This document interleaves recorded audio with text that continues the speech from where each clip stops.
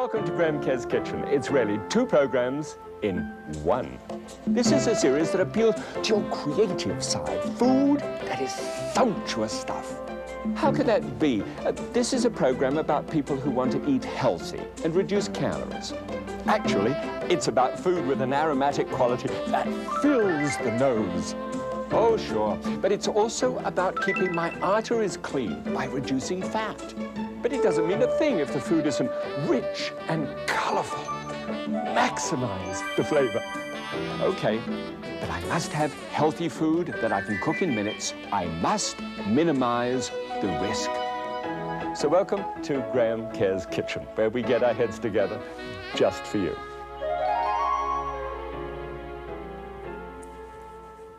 Well, I am absolutely delighted that you're there. Reason is because there's a landmine out there in Foodland. At least I think it's a landmine. It's a muffin, and these great big lovely muffins that you can tear open, and they're juicy and gorgeous, and they say they're Bran, and therefore they're good for you. And I just wanted to have a look at one today. I'm going to show you the basic technique on how to make a muffin, and then expand that as normal, you know, springboard into some unusual things, including one which has actually got sweet potatoes in it, which is terrific. Right? It tastes wonderful. And that's the big issue. You know, if we're going to get into things that taste well, then that has to happen. You know the muffin which has got this kind of, it looks like a mushroom cloud. It keeps on expanding over the top, and you now get these from all kinds of delis normally. And then that and a pot of coffee, and they're just so nice, aren't they? It just feels like home should be, even if you don't get it at home, you get it on the way to work or whatever it is. But these things have got a trap in them, and that is that they have a heavy degree of fat. We've been finding that recently in some of these enormous amounts of fat. Well, I wanted to give you 3 different muffins so that you could actually have a go at, if you've never made a muffin before in your whole life. Nod if you have, shake your hand if you have. Well, I see that head. Well, here's the thing, please understand me. I'm not a muffin maker either, but these are so good that these are a firm fixture in my home. Doesn't happen all that often, but it's lovely when I look at Trina across the breakfast table and say, there you are, darling, fresh from the oven, just for you. Doesn't it sound idyllic? About once a year. Okay, but anyway, let's be honest with each other. I'll show you how to make one, and if you like them, who knows, they could crop up as an annual thing with you too. Come along.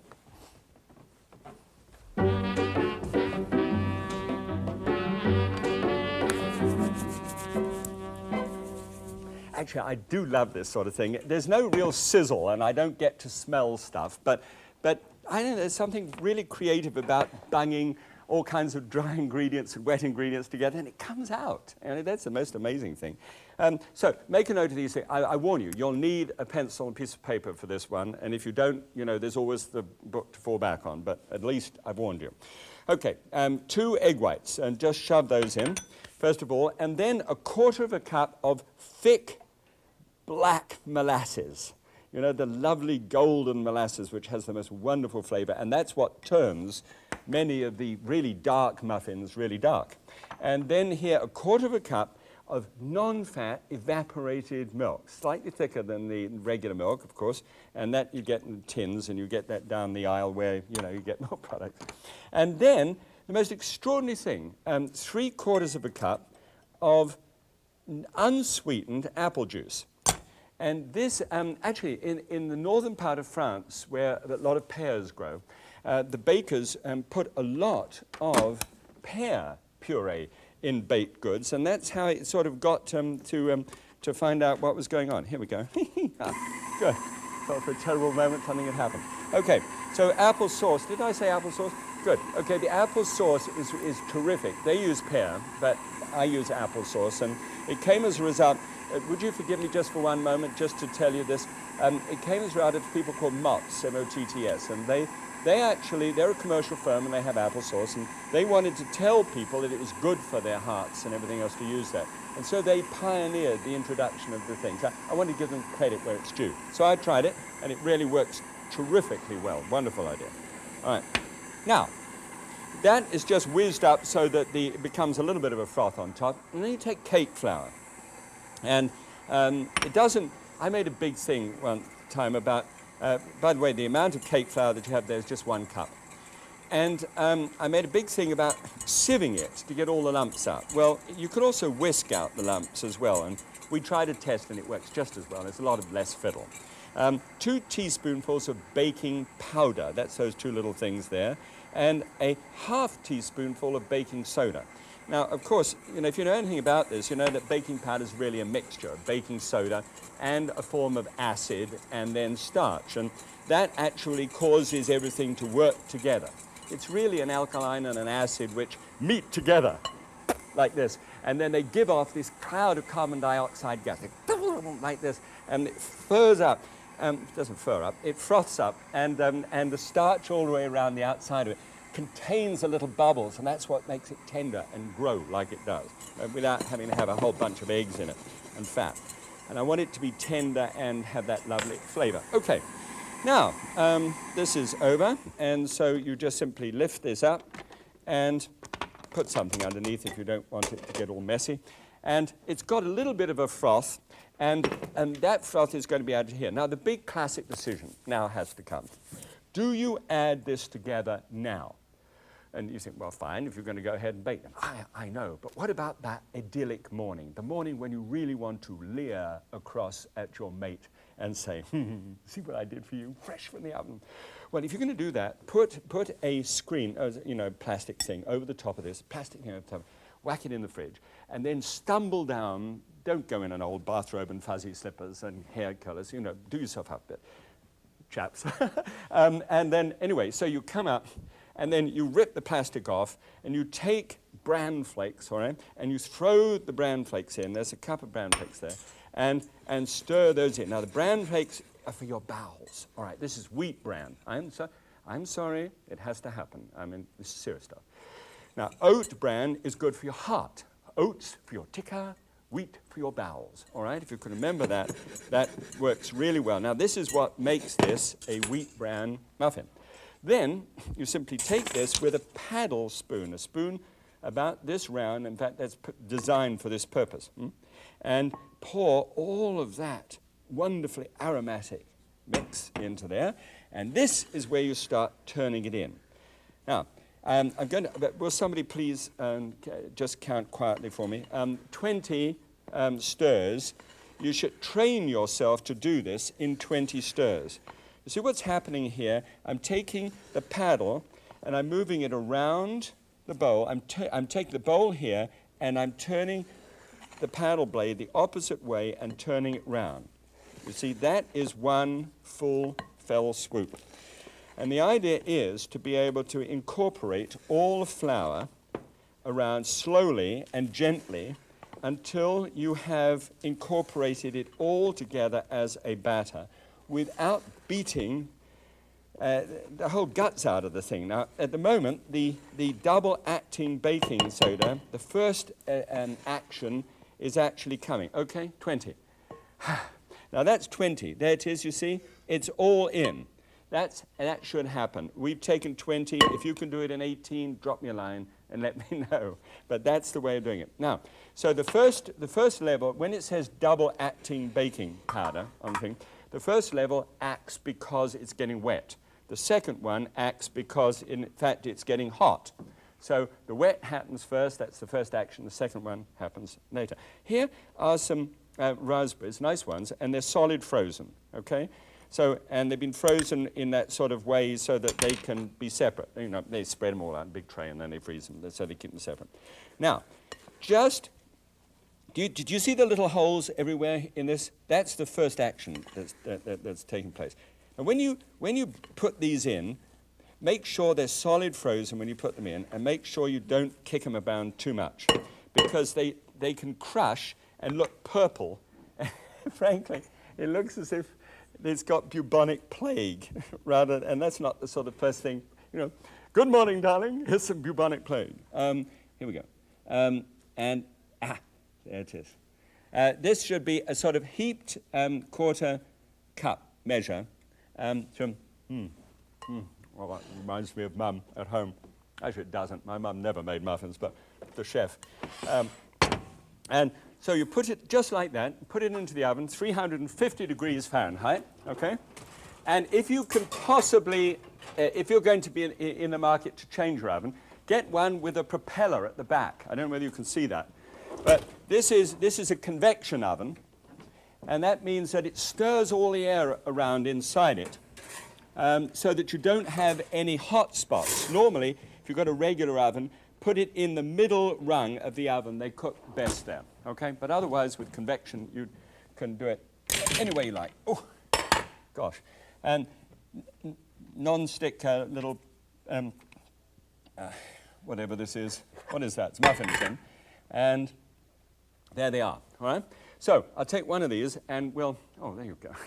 We'll take one of these and then break it open and see how it actually compares and tastes and see how the numbers are, actually, having talked so much about all of this in the beginning. Thank you, Jeeves. Right, pop that on there. Now, this is what I wanted to try and do, was to get something on here which would start cutting the fat down in a muffin which could be attractive. This is what the numbers look like, therefore, as a result. Here is the classic muffin, and I'm going to compare that now, the sort of the Raisin Bran muffin. This one is 352, and I can get this one out at 149. And for the same weight, by the way, not huge one, but the same weight. Fat, 16 grams, down to 1 gram. And look at this, the amount of saturated fat, zip, 0, zilch. Percentage of calories from fat, 42 in the classic one, and just 4%, all right, in this one. Cholesterol from 72 down to zilch, 0. Sodium, 201. And dietary fiber, 6, that's the bowel thing. And all I get, well, look, just flakes off the top. Look at that.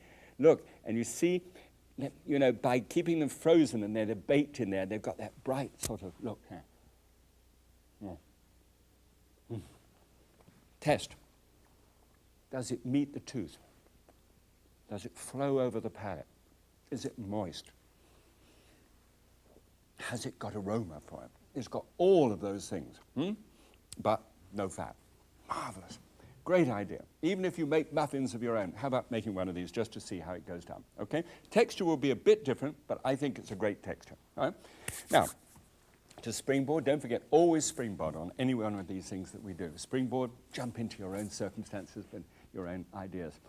Now, this idea I'm going to do is with ginger and squash, and then another one, which is actually with a sweet potato and raisin thing, which is just fantastic. Ready? Come on, let's have a go.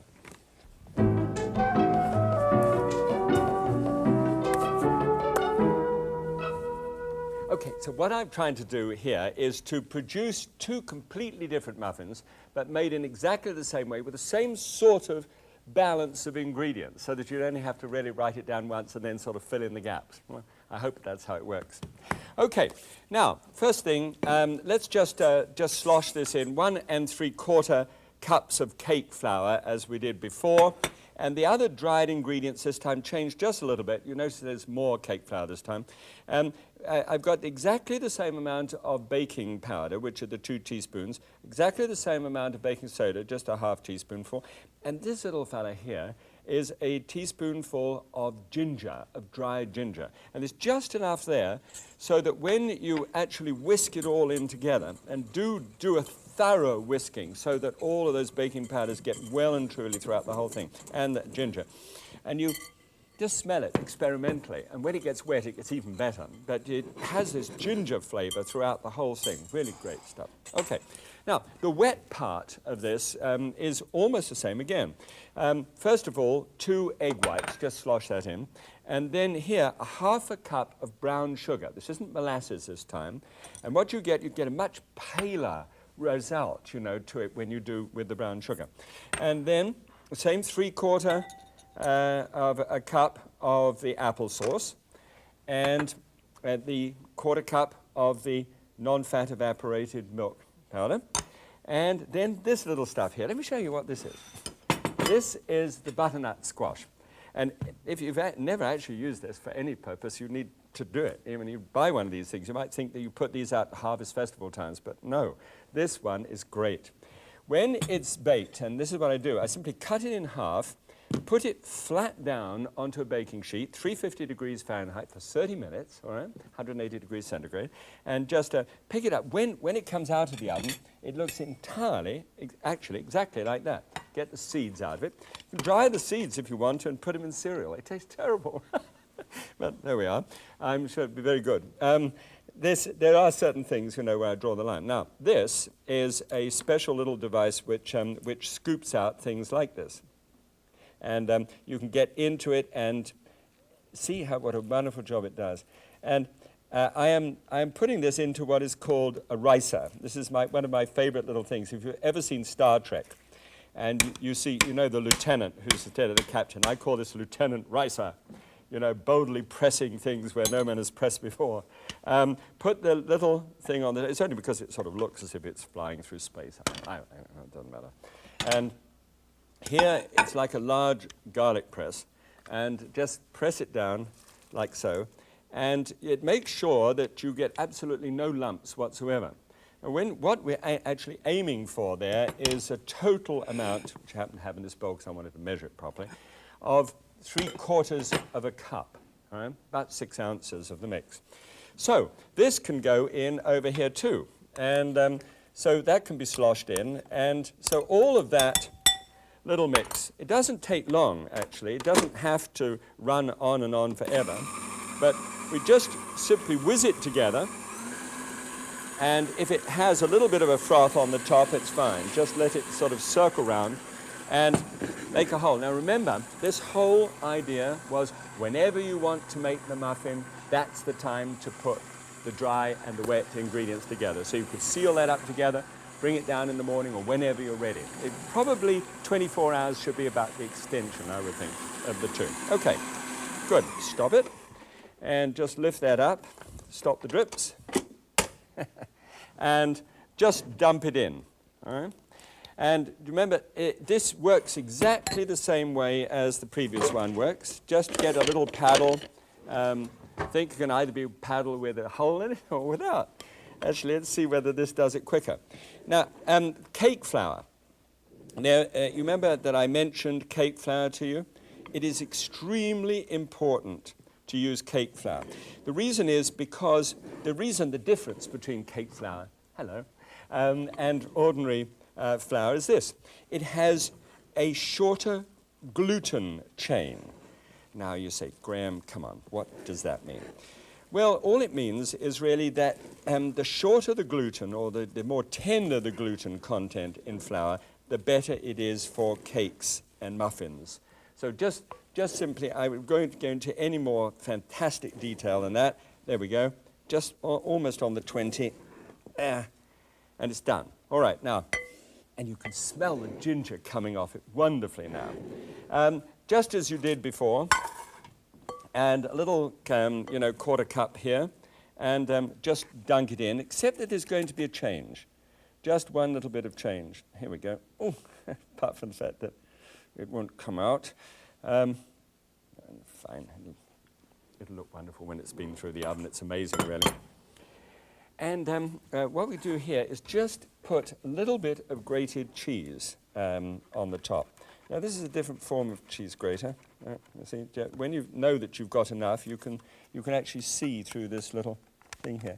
And this is a good way of cutting down on cheese. There, isn't that fun? Good. Now, little grated cheese on the top. Bake that into the oven. It's 350 degrees Fahrenheit, just like we did the other one. And I mentioned to you before, this would probably be an easier way of showing it to you. In there in the oven, there is a propeller, right? It's not going at the moment because it doesn't propel itself until you shut the door. But it whizzes all the air round and round and round inside the oven, and that shortens the cooking time, and at the same time does wonderful baked goods. And you could put this down in the bottom or at the top, anywhere, and it would have exactly the same temperature. So it's a good idea. All right, put that on there, open that down there. Got 2 lots in here. And so they're in 350 degrees Fahrenheit, 180 degrees centigrade, and they take just on 20 minutes, 15, 20 minutes to do, right? And don't forget the old Okay, now let me put these two out. Oh, I would get them the wrong way around. These are, turn them straight out of the oven. Don't let them swelter in the tin. If you turn them straight out, they do so much better job of actually steaming out. Good. Okay. Now these are the ginger ones on this side, and these on this side are the pièce de résistance, the thing that I love. I really like these. And these are, let me run down the ingredients because it's put it together exactly the same way that I just did those. All right. Now, this is a sweet potato. These two are yams. You could either use sweet potato or yams. About this size would be enough for about the 3/4 of a cup, which you actually want 6 ounces when it's peeled and baked and all that stuff. Now, because it's sweet, you can cut down on the sugar a bit. 2 tablespoonsful of sugar and 1/2 a cup of raisins, of dark raisin. Okay. And then 2 egg whites here, exactly the same, the 1/4 cup of the evaporated skim milk. Isn't this fun? You go down a list of ingredients. And then 3/4 of a cup of applesauce. And then to give it a bright note to it, it's sort of a startling sort of, firework display of lemon zest on the outside, finely grated, 1/2 a lemon. And then squeeze the other 1/2 lemon so you get the juice out of it. And then exactly the same amount of flour. First of all, the soda, 1/2 a teaspoonful, and 1 teaspoonful each of the baking powder, and 1/2 a teaspoonful of freshly whizzed up cinnamon stick, lovely taste of cinnamon. And then the 2/3 cup, the 1 3/4 cup of flour, which is cake flour, same as it was.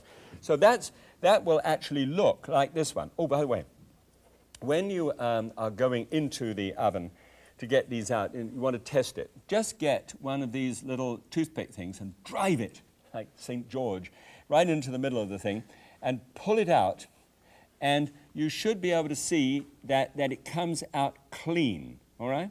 That little pick should come out clean. If it comes out with bits of stuff like this stuck to it, then it might need a little bit longer. See how it came out clean. All right, so that's good. There's just one quick thing.